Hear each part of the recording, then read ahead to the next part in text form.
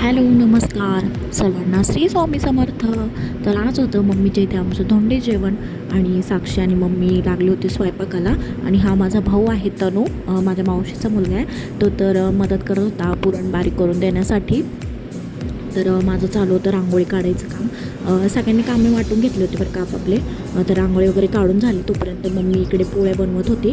थोडीफार help me पण केली मम्मीला, कारण आज भरपूर सारे कामं होते ना. तर जास्त काही शूट वगैरे नाही घेतलं, डायरेक्टली संध्याकाळचं शूट घेतलं.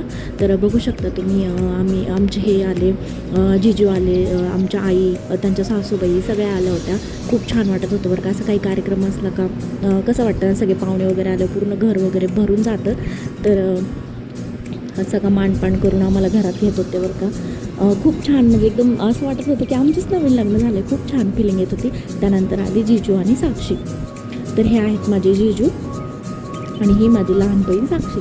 तर त्यांचं पण मांडपाण करून घरामध्ये घेतलं आणि त्यानंतर छानपैकी जेवण वगैरे केलं पुरणपोळीचा. आणि आमच्या ह्यांना अजिबात पुरणपोळी आवडत नाही बरं का. तरीसुद्धा ते आमच्या घरी आल्यावर बाकीचं नाही, फक्त पुरणपोळी नाही त्याच्याबद्दल चपाती खातात. तर छानपैकी जेवण वगैरे करून घेतलं आणि त्यानंतर वस्त्रदान केलं. आणि मम्मीने तर मला मोठं पितळेचं पातेलं घेतलं आहे आणि साक्षीला नथ आणि चांदीचं छल्ला आणि त्यानंतर ती नवीन निघाली नाही का हनीकोमची कढई, ती आणि हॉकिन्सचा कुकर. तर अशा, कारण माझ्या पहिल्या धोंड्यालासुद्धा मला नथ आणि छल्ला घेतला होता, त्यामुळे मी ते पातेल घेतलं पितळेचं बरं का, 2.5 किलोचं.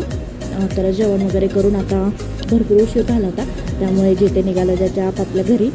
कारण अगोदरच 2 दिवस आम्ही राहिलो होतो, त्यानंतर काही राहिलो नाही आम्ही.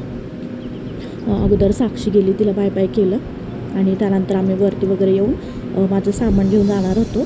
तर गोलू बघितलं का कशी मदत करतो त्याच्या माऊला, त्याची पर्स घेऊ लागला.